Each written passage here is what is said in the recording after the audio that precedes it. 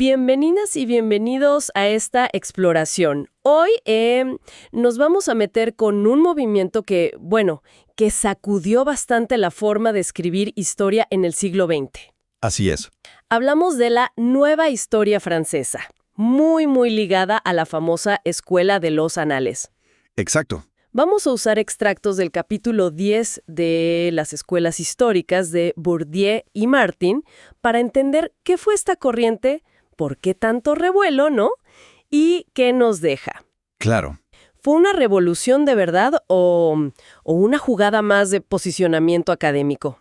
Vamos a ver. Es un momento clave, sin duda, la historia buscando ir más allá de los reyes, las batallas de siempre. Ajá. Y empezó a dialogar más con otras ciencias sociales, a mirar procesos más largos, pero claro, como dices, no estuvo libre de debates intensos. Empecemos justo por ahí, por el nombre, Nueva Historia.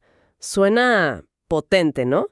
Nace en 1978 con un diccionario dirigido por figuras como Jacques Le Goff. Sí. Pero esta etiqueta parece que no todos la compraron así nomás. Hubo resistencias. Para nada. De hecho, dentro de la misma gente de Anales, algunos preferían volver a lo más tradicional. Mira tú. O recordaban que los fundadores, Bloch y Feder, buscaban más bien una experimentación abierta, no una doctrina cerrada. Entiendo. Y desde el marxismo, por ejemplo, se les acusó de redescubrir ideas de Marx, pero sin darle el crédito. Ah, claro, la típica crítica. Y en el gremio histórico en general, pues hubo críticas por el aire un poco publicitario, ¿no? Cierto imperialismo intelectual al ignorar aportes previos importantes, como los de Henry Irene Marro. Qué interesante esa crítica que mencionan las fuentes del Principio de San Mateo. Sí. Que las ideas de muchos se terminan atribuyendo a unos pocos famosos. O sea, la crítica era que Bloch y Febvre quizá no inventaron tanto. Exacto. Sino que fueron muy hábiles en institucionalizar un enfoque moderno, consiguiendo recursos, publicaciones. Totalmente. La marca Anales fue clave. Sin duda. Se nota. Y esa capacidad para construir, digamos, una institución fuerte se potenció mucho después de la muerte de Febvre, en el 56, bajo el liderazgo de Fernand Braudel. Braudel, figura central. Sí. Anales se volvió una institución poderosa. La revista era líder, fomentaba la interdisciplinariedad, tenía un enfoque muy amplio. Ajá. Y fue crucial la creación de la sección 6 de la EPFE, que luego sería la EHSS. La EHS, claro. Que unió investigación y enseñanza, y la Maison des Sciences de l'Homme, que centralizó recursos.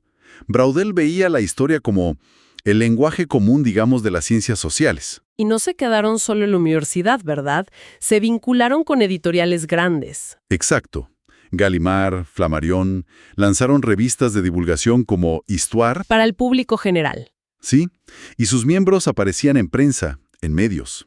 Era, lo que Chesneau llamó un holding intelectual. Una maquinaria bien aceitada. Impresionante. Pero a ver, más allá de la estructura, ¿qué proponían en esencia? ¿Cuál era el núcleo de sus ideas? Buscaban una historia total, o globalidad. Rechazaban ideologías muy rígidas, como el marxismo más dogmático o esas filosofías de la historia tipo Toynbee. Entiendo, querían algo más científico. Sí, preferían explicaciones plurales, un enfoque con hipótesis, verificación. Y aquí entra la famosa distinción de Braudel de los tiempos. Los 3 tiempos. Tiempo corto, medio y largo. Justo. El corto del acontecimiento, el medio de la coyuntura económica o social, y sobre todo el énfasis en la larga duración. Las estructuras que cambian muy lentamente. Se enfocaron mucho en esa larga duración, ¿cierto? Muchísimo. Y para captar esa totalidad, ampliaron las fuentes de una manera increíble. Eso es fascinante. Ya no solo el documento escrito. Para nada. Usaron de todo. Arqueología aérea que reveló sitios ocultos por sequías, por ejemplo. ¡Wow! Estadísticas a montones, análisis de polen para el clima, hasta cine, visto como un contraanálisis social. Cine. ¡Qué moderno! Y fíjate, folclore indígena para ver el trauma de la conquista. O incluso menús de restaurantes antiguos para entender la dieta, las jerarquías sociales. Es genial cómo reciclaban fuentes que antes se consideraban menores, ¿no? Fiestas, vidas de santos. Exacto. Les sacaban información nueva. Era buscar por todos lados. Y esta búsqueda de globalidad, ¿cómo se veía en los libros que producían?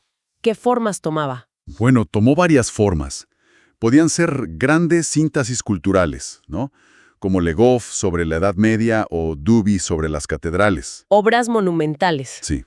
O también estudios regionales muy detallados, como el análisis famoso de Leroy-Ladurie sobre la aldea de Montaigu, casi una microhistoria antes de que se llamara así. El estudio de Montaigu es un clásico. Totalmente.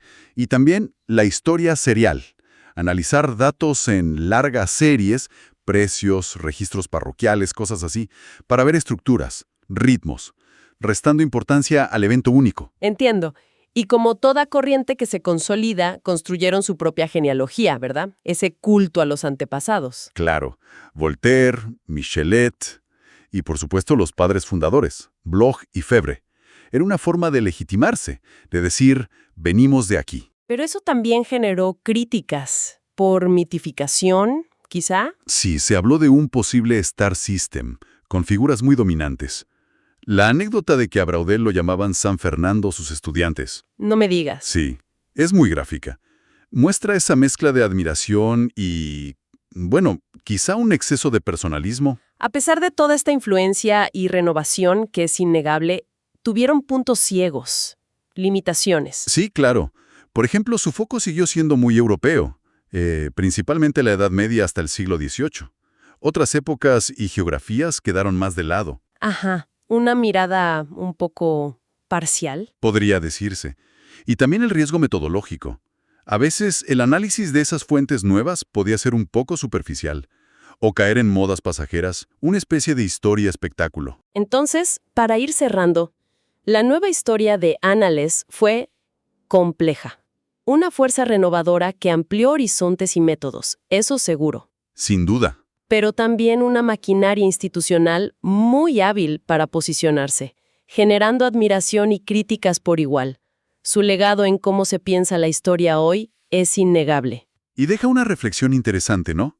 El caso de Annales muestra muy bien cómo la influencia intelectual no depende solo de la brillantez de las ideas, ¿Cierto? sino también de construir redes, instituciones, tener una presencia mediática estratégica. Algo para pensar sobre cómo circulan y se imponen las corrientes de pensamiento, incluso hoy en día.